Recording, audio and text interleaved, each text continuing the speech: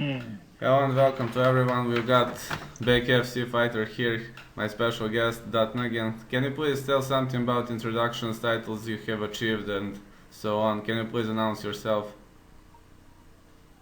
Yes, I'm Dat Nguyen. I was born in Vietnam. I came to the United States when I was 8 years old. I've been boxing and did a lot of martial arts growing up in Hawaii.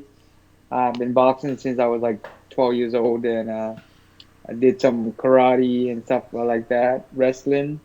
I was National Golden Glove runner-up. I was a silver medalist in the U.S. Championship. I was one of the Olympic hopeful in 2004, and then I turned professional in 2004, and I'm 20 and 3 as professional boxing.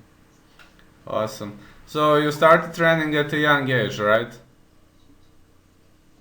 Yes, I in middle school,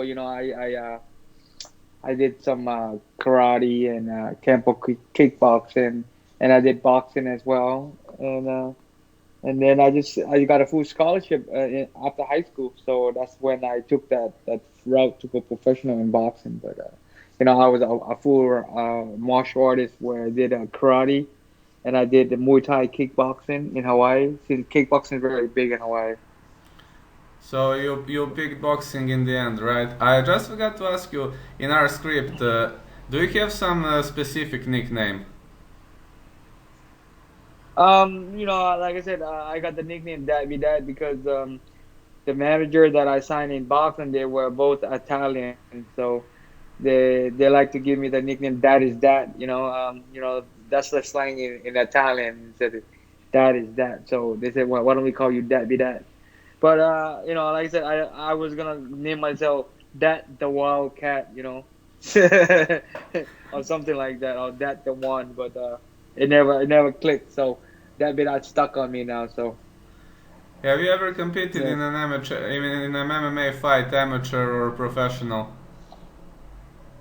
yes, I did. I was a kickboxer in Hawaii, and my coach, he's a very well-known martial artist. He was a 6 degree black belt in Campo Karate. He grew up doing boxing and kickboxing and martial arts, and he was very well known. So when we went to MMA was just growing in the year 2000, 99.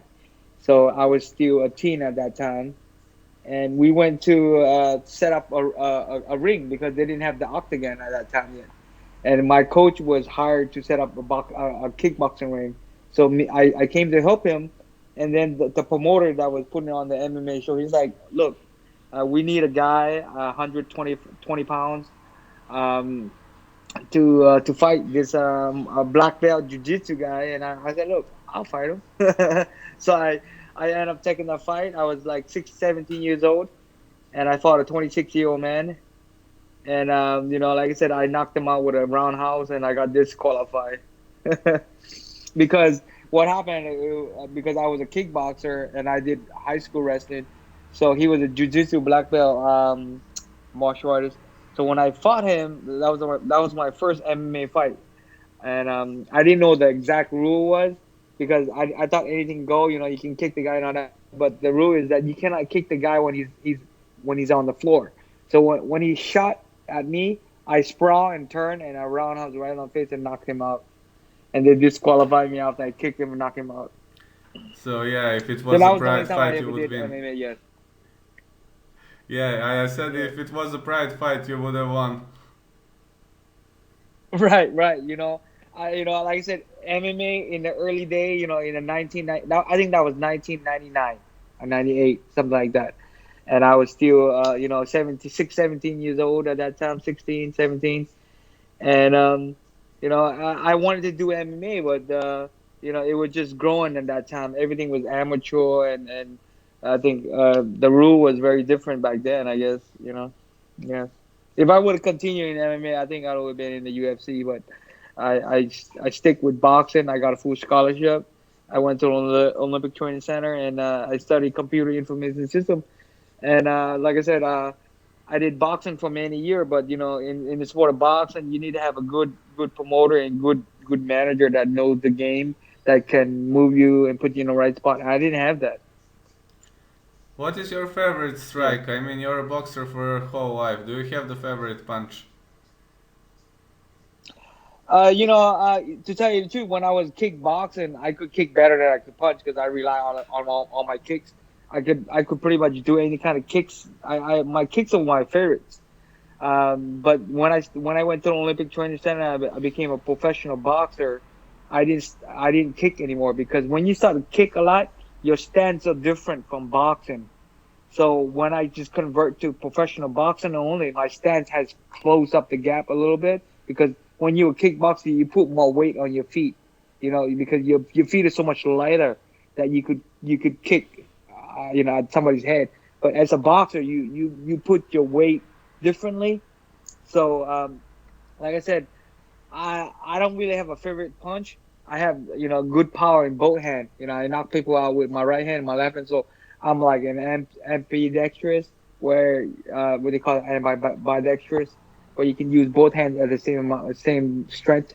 But I'm not right-handed, but I do everything with my left hand. I mean, I use the chopstick with my left. I use the knife with my left, but I write with my right. It's kind of weird. What can you say about your first boxing match? Professional boxing match?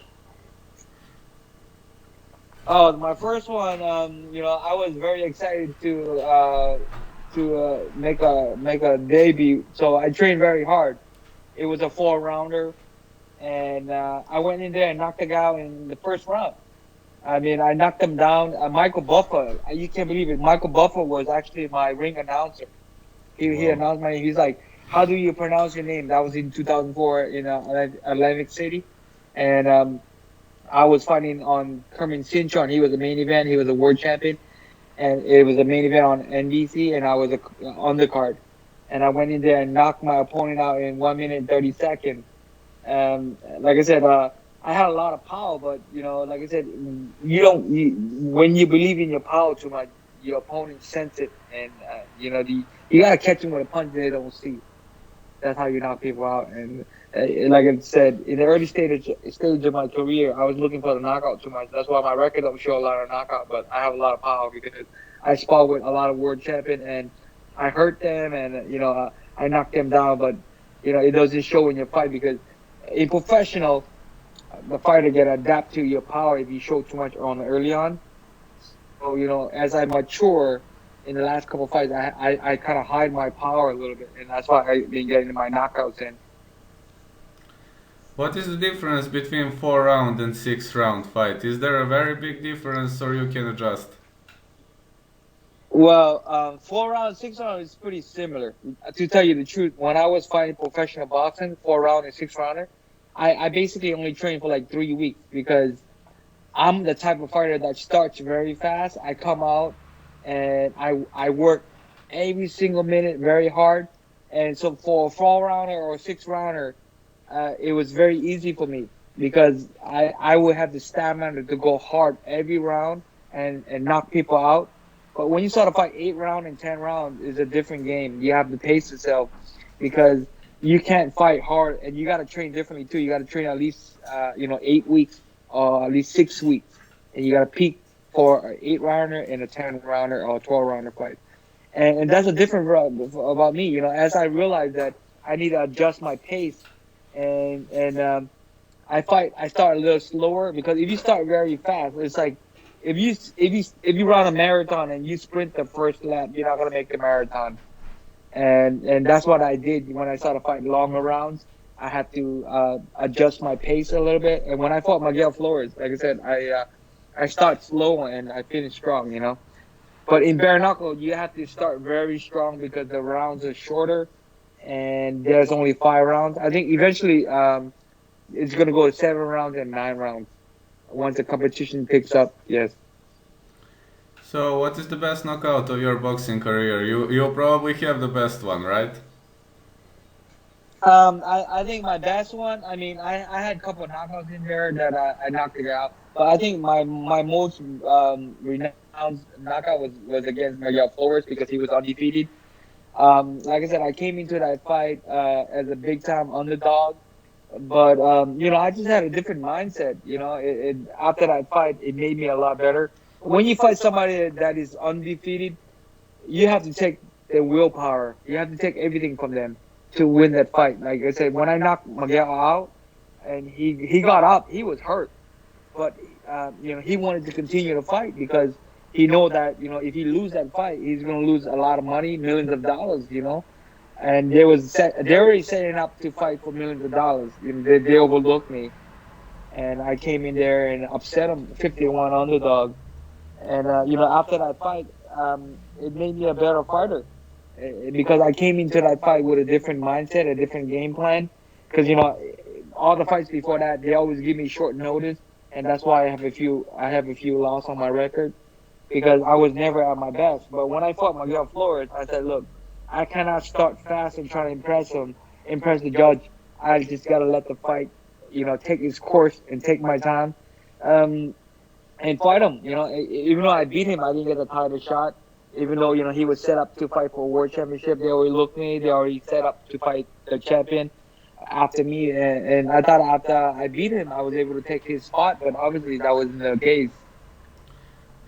So 51, man. It's a very, very big underdog. They didn't look at you well, probably. Who was the most different boxing Yeah. foe, the most difficult boxing foe you have ever faced? Who was your most difficult boxing rival? To tell you the truth, I didn't think that I ever had a fight that I couldn't win. The only fight that I think I lost was against the kid in New York City. For some reason, I just didn't feel myself. I was in the best shape of my life, but I just didn't have the stamina. I think there was a lot of foul play going on because I basically I had Buddy in my corner, and he wasn't even in my locker room, and I was just me and the cut man, and we were in the locker room alone. And I had my drinks open. He could have put anything in my drink. And like I said, Buddy hired him. I don't know who he was. And like I said, we Buddy hired him like 2 hours before my fight. Out of the blue. And he was in my corner. He was in the locker with me the whole time, just me and him in the locker. And Buddy was outside watching the fight. So like I said, I had the drinks open. He could have put any kind of drugs in my drink. So I didn't feel like myself in that fight. But that's what it is. And I learned a lot from that, not to trust anybody in the sport of boxing. And and you gotta come to fight. I came to fight, but obviously that fight I lost, and I thought I was gonna go in there and knock the kid out, but I just wasn't in the right state of mind in during the fight. For some reason, I couldn't breathe. I didn't have no stamina for that fight. Even though I lost, I show a lot of willpower because I like, man, why can't I throw a punch? I don't have no stamina. I'm in the best shape of my life, but every time I throw a punch, I couldn't breathe. So something was wrong there. And after that fight, it made me realize like maybe I was drugged or something. I called up the boxing commissioner and I asked them, did they find anything in my pee? Because after the fight, they asked to take my pee test. So I called the New York commissioner and I asked him if they find anything in my pee, and they just laughed at me. Like this guy lost and he trying to make excuses or something. But hey, that's what it is. And after that lesson, I learned because I came in as an underdog and I'm fighting the promoter's house fighter. And everything was set up against me. So I cannot just expect to trust everybody around me. Have you ever been knocked out in a professional match? The way I see from your score, you were losing via decisions. I think the only time I've ever been knocked down was with my coach.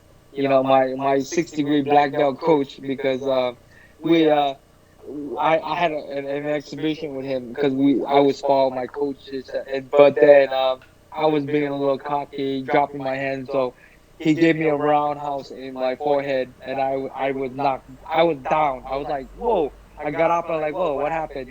But I think that's the only time I ever been knocked down. And I wasn't knocked out cold, but I was knocked down, and I got up right away. Yeah. And I was actually only like 16 years old at that time. You know. Yeah. First, why did you transition to bare knuckle, and how did your bare knuckle debut against Travis Thompson go? You fought for 5 rounds, real 5 round war. Yes, that the reason why I went bare knuckle is because after I beat Miguel Flores in 2017, I was my promoter said, look, you beat this kid, you're gonna get bigger fights. We're gonna be giving you bigger fights, bigger money. That wasn't the case. They didn't give me shit. I was upset. I was upset. I was like, this is bullshit. I beat this kid. This kid was lined up to fight for a world title. They tell me if I take this fight, I beat this kid, I'm gonna get the world title shot. And nothing happened. I was in great shape for like 6 months. Nothing was offered to me. They tried to offer me an undercard fight in somebody's backyard, no TV, for a few $1,000s. I'm like, this is bullshit.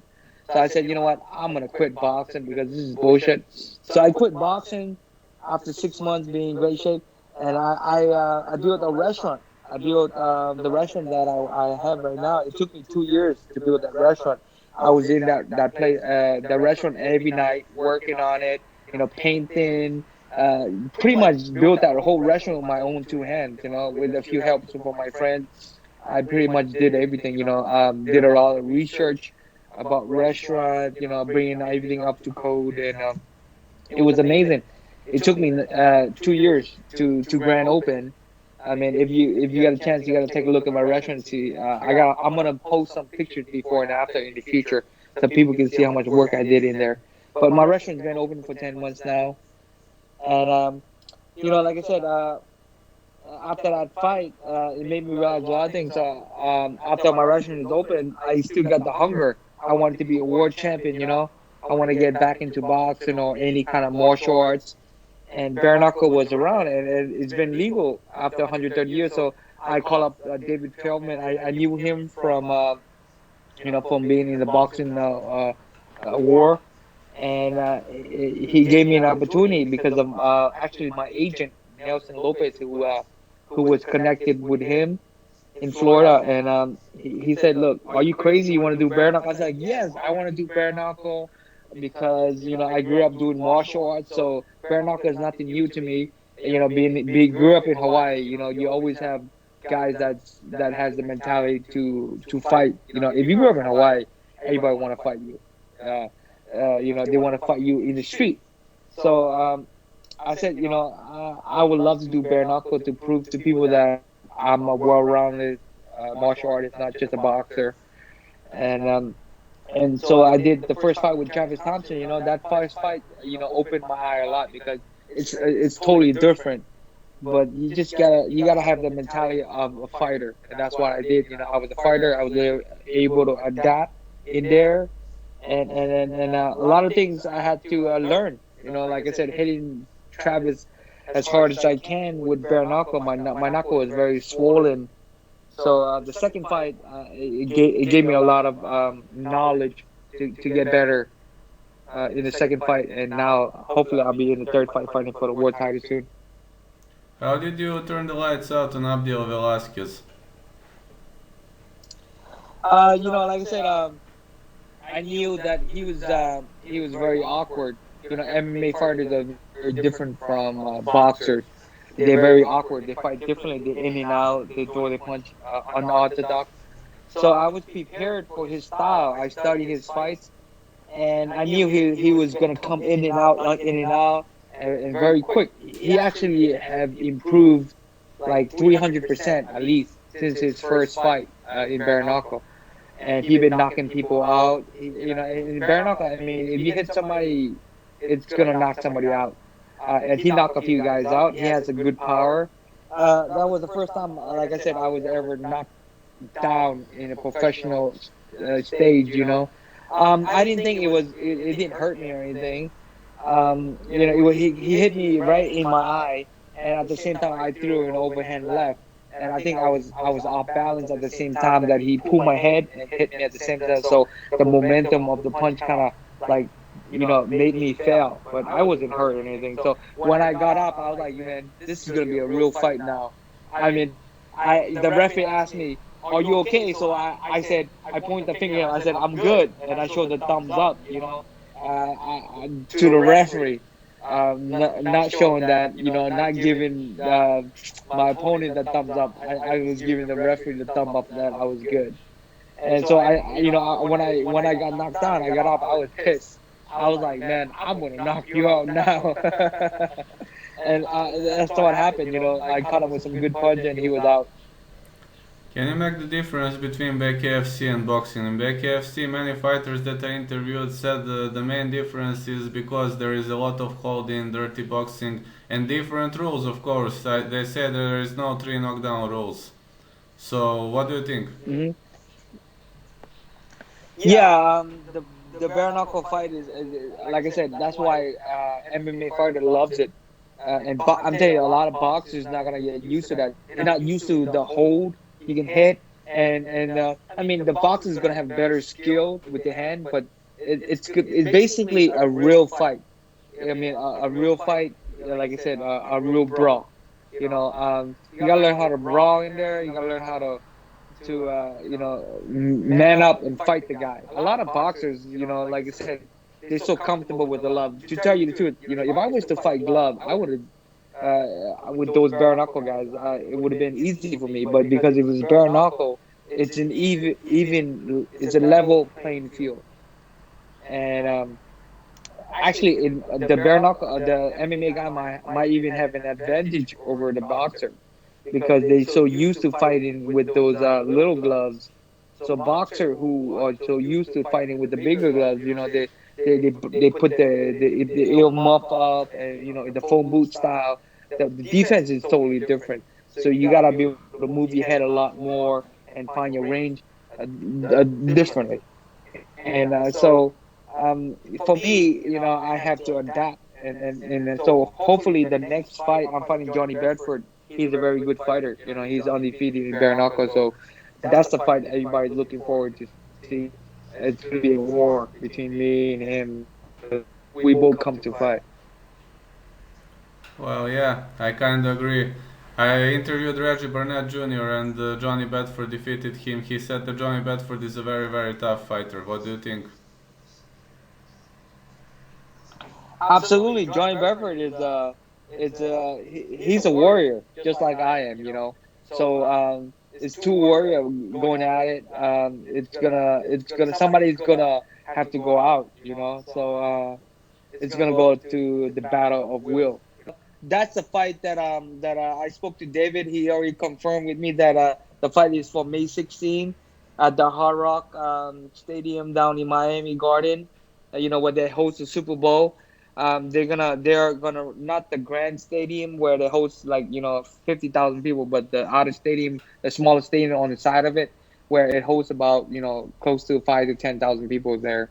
So it's actually the main. I don't know who the main event is. I just have a guess that it might be Shannon Brigg is the main event. Shannon Brigg is two-time heavyweight world champion in boxing, so I think he's gonna fight one of the MMA guys. So this is probably gonna be the biggest show they're gonna ever produce in May.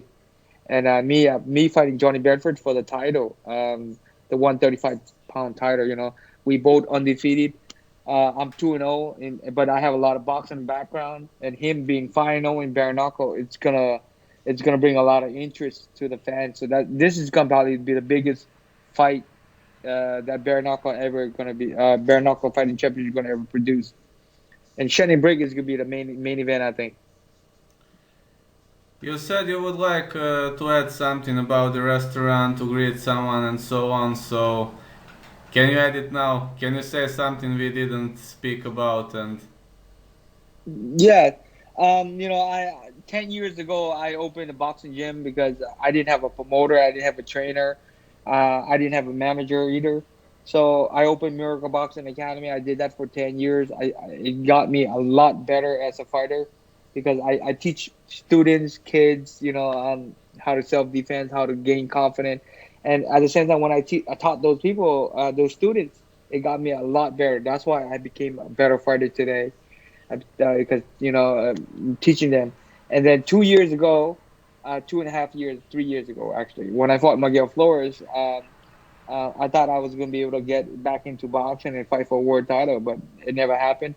So I opened a restaurant. It's called Miss Saigon Restaurant in Vero Beach. It's the first Vietnamese restaurant that is owned by a Vietnamese person in Vero Beach. That's authentic Vietnamese food. And so it's been open for 10 months now, and I've been working there almost every night. I do the cooking, I do the bartending, I do pretty much everything there. When you're the owner, you do everything. I even wash dishes. So you have to make it work. It's a family run business. Me and my wife run the restaurant, and my children also helps out. I have a children that is three sons. One is 13 years old, and one is 11, and the other one is 3 years old. They're all in the restaurant every day. They help us, bust the table, clean the table, bring out water for the customer. So, and then I got a few helper in the restaurant that helps out in there as well. So, it's amazing. Who would thought that as a boxer that become a gym owner and a restaurant owner. I didn't make big money in boxing, but I was able to be smart and save up some money and train people and open the restaurant. Hopefully I can be a world champion and in bare knuckle and said that I accomplished something. Yeah, I guess so. It's amazing. All right, you will send me. You have a website for that restaurant, right? Yes, it's called. It's you can look it up on Facebook. It's uh, Miss Saigon VB. So MISS Saigon SAIGON VB. V for Victor. V for beach. Okay. Yeah. Yes. Yeah, no problem. You can You will just send me a link so I can put it in description. You will just send me a link via Skype. Is this okay? absolutely. I can do that. And also, I want to thank everybody who tuned into this chat right now. That is here to listen to my story. And thank you so much for all your love and support. Hopefully, you guys can watch my next fight. Thank you for everything you guys have. Without the fans, I'm nothing. So I want to thank everybody and No thank you for worries. your time, my friend. No worries. I will watch the fight 100%. I'm not much into boxing, but into Bkfc I follow every single event. I haven't missed a single one since Bkfc one, just to know. Right. Well, I have a really big plan. A lot of people think I'm crazy. My plan is to win the bare knuckle title in BKFC, and then hopefully I can call out one of those boxing champion and fight for their title. Because if I'm a champion in bare knuckle, it will be a lot easier for me to call one of those boxing champion out and fight them for how McGregor fought Floyd Mayweather, right? Yes? So I hope that one of those guys, when I'm a champion in bare knuckle, I hopefully those guys will accept my challenge. If I'm successful, if not, then I'll call one of those champion in the UFC. Because I would love to do mixed martial arts because I did wrestling, kickboxing, and Muay Thai. So I have a full background in martial arts. So that would be amazing, right? If I could accomplish those. Well, you wrote the history. You're the first Vietnamese fighter in the history of bare knuckle fighting championship, so you accomplished a big thing, if you ask me. Right, right. Thank you so much for your time, buddy. Thank you. Alright, Look thank you forward to too. yes. Have a great day.